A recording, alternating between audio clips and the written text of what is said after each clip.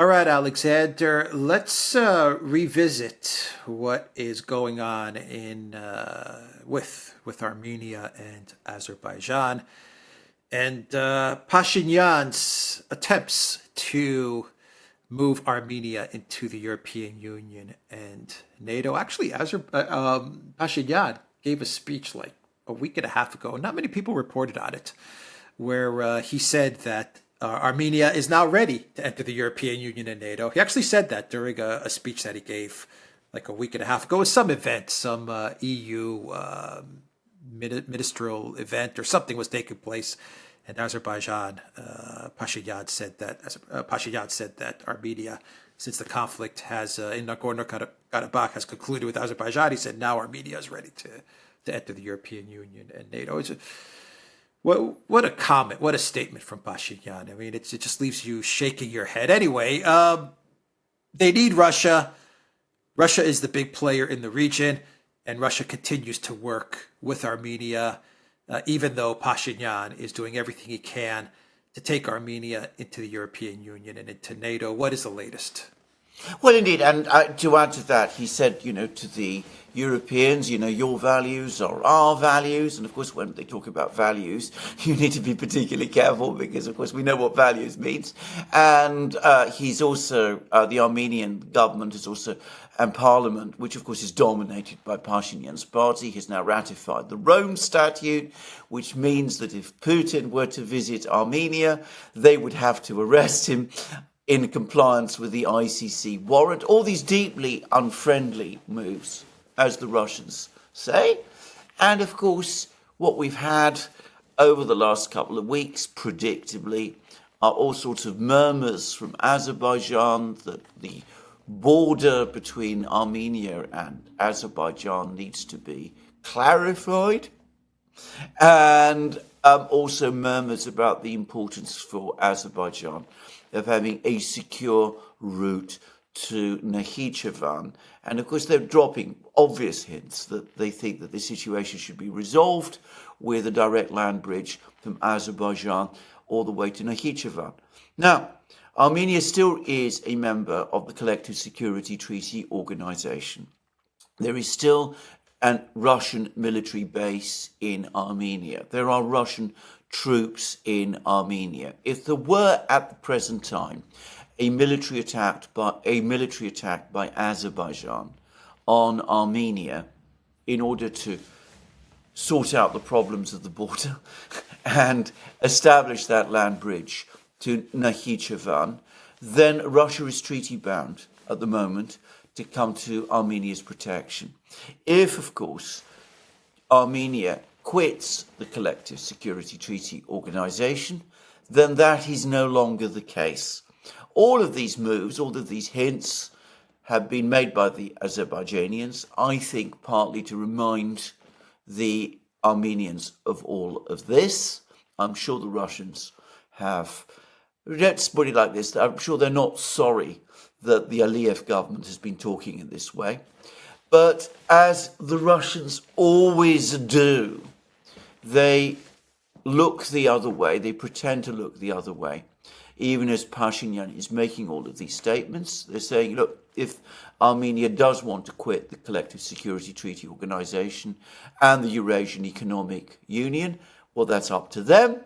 But in the meantime, we are going to continue to work with the Armenians and the Azerbaijanians to sort out a peace treaty between these two countries.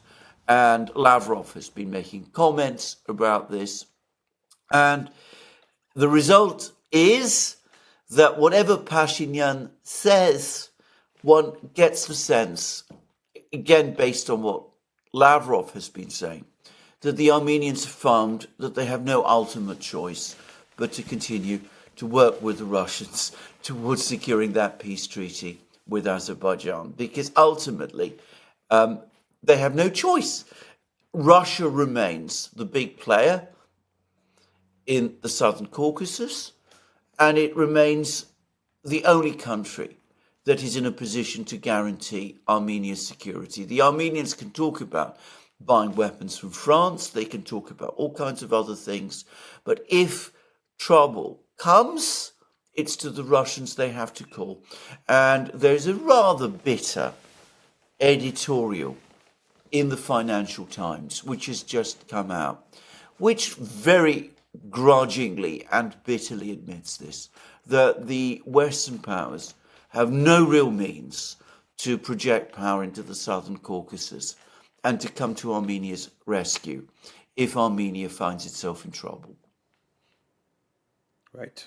If the Russians don't take an active role in Armenia and help to broker stability and peace, there's no doubt that Azerbaijan is going to create that land corridor.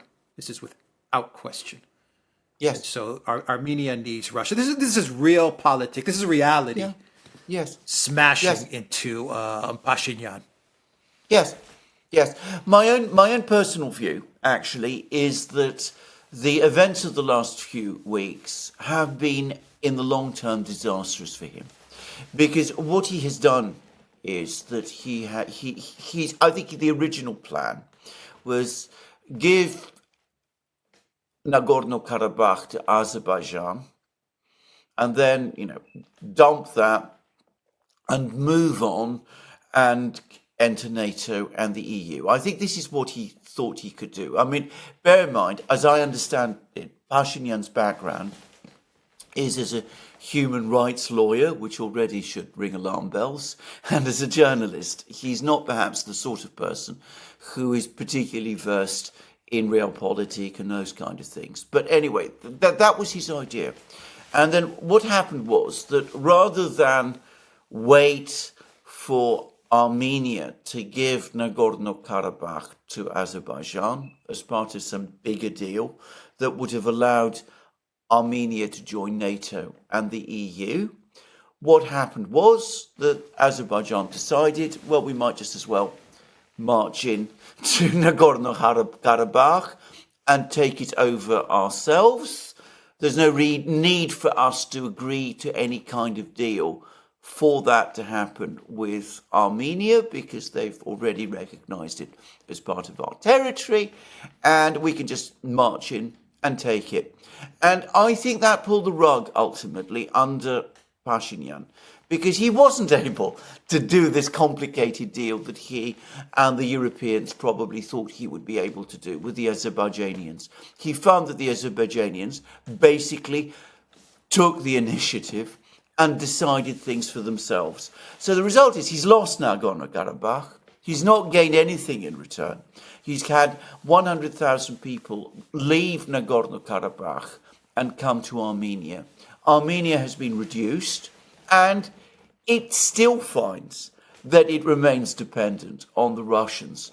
I think that even allowing for how deeply embedded he is in the governmental system in Armenia, I generally think that we're probably going to see the beginning of the end of his tenure as Prime Minister of Armenia. Not because the Russians will engineer his removal, but because people in Armenia themselves are going to gradually come to understand what a disastrous figure he has proved to be. Historically disastrous figure for Armenia. And he constructed this complicated plan to get Armenia into the EU and NATO. And he didn't think about the rest of the world. He didn't once consider that perhaps events happening outside of Armenia, like what's going on in Ukraine, or events that he could not predict at the time, like what's happening right now in the Middle East, could draw the West's attention away from Armenia and could distract the United States and the European Union from incorporating Armenia into the EU and NATO. He didn't think about that at all. He just thought this plan is gonna go exactly as I envision it. Nagorno-Karabakh, I remove this problem. Now I'm free to enter the European Union and NATO. I don't have any territorial disputes anywhere, and we can ditch Russia. He really did not think of this in a big picture terms. He very narrow, very small-minded of him, stupid. To be quite honest, very stupid. But this destructive. But this is the mistake all of these people always make. I mean, Saakashvili made the same mistake in Georgia. Sandu is making the same mistake in Moldova. The people in Kiev, Zelensky and co, are making the same mistake in Ukraine. They all make this same mistake. They always think that ultimately, if you can just join the Euro-Atlantic system, all your problems are going to be resolved, and the rest of the world really isn't that important, and we don't really think about it and worry about it very much. Now, what is particularly exasperating about this whole business is that there is absolutely no reason at all why Armenia could not have had excellent relations with France, for example, and Germany and all the other European countries, and indeed even the United States, without going all the way into joining NATO and the EU. I mean, it's not as if the Russians have at any point in time said to the Armenians, you can't have good relations with, say, France. So, they didn't need to make this choice, but they always think of this in binary terms. The NGOs that are there always tell them to. My brother, who's been to Armenia many times, tells me that the embassy, the US embassy in Yerevan, is simply colossal. Huge. And it's huge embassy. And, you can imagine, exactly, huge embassy. You can imagine what they're all telling people like Pashinyan and all around him. So, I mean, so they listen to this bad advice and close their ears and eyes to everything else, and they end up in disaster. But that's I'm afraid, as I said, the pattern that we have seen recur time and time and time again. I think Armenia, which is it's a pretty sophisticated place, and there's a huge Armenian diaspora in Russia as well, by the way, which clearly is now starting to assert itself and have its say. I think eventually that will cause a change in policy in Armenia, but already a huge amount of damage has been done. Yeah, the embassy is massive, by the way. You drive by, it's a massive structure, complex structure. It's a campus. I mean, what can you say? But I was going to say real quick, when you said that Russia has never once told Armenia don't have excellent relations with France and Germany and the United States. You mentioned the NGOs, and I was going to say, maybe Russia hasn't told Armenia not to have excellent relations with the West, but the NGOs, the think tanks, the EU, NATO, the United States, I'm sure they've told Armenia don't have good relations with Russia while having good relations with us. They're the ones that usually impose this binary choice on countries. It's usually never the Russians or the Chinese that impose this choice on countries. They're the ones that say it's either us or them. And they did the same exact thing with Ukraine and with Georgia. I remember Putin told Yanukovych, he said it many times to the West, in many speeches in 2013, 14. He's like, Ukraine can enter the European Union. It can be part of the Russian economic union as well. It can act as a bridge. And it was the European Union that told the government at the time in Ukraine, no. You either come with us or you go with them. They're the ones that impose the binary choice on Ukraine. Exactly. That is entirely true. That is exactly correct. I mean, I can remember that. I can remember all of those events. Exactly. I can remember at the time when there was the EU association agreement discussions, and it was pointed out that in the form that it had been negotiated, it made it impossible to maintain a free trade zone with the Russians, which was beneficial to Ukraine. And Putin and Yanukovych asked for discussions with the EU to try to modify, to tweak this thing so that it could actually, it wouldn't end up becoming the kind of binary choice that it was. And the EU came back and said, we're not changing a single punctuation mark. That's what they said. And, well, that led us exactly in Ukraine directly to where we are. And we see in Ukraine, with a war there, And of course, we're seeing in Armenia the same pattern repeating itself. It's always them or us. And unfortunately, there are always people in these countries, people connected with NGOs and all of that, who listen to that kind of advice. I by the way, was given a long discussion by somebody from Armenia about the effect these NGOs have on the economies of these countries, because you see what happens is that people who go and work for these NGOs get paid an awful lot more than local people are who carry out businesses and things of that kind. So that creates a whole new economic structure within these countries.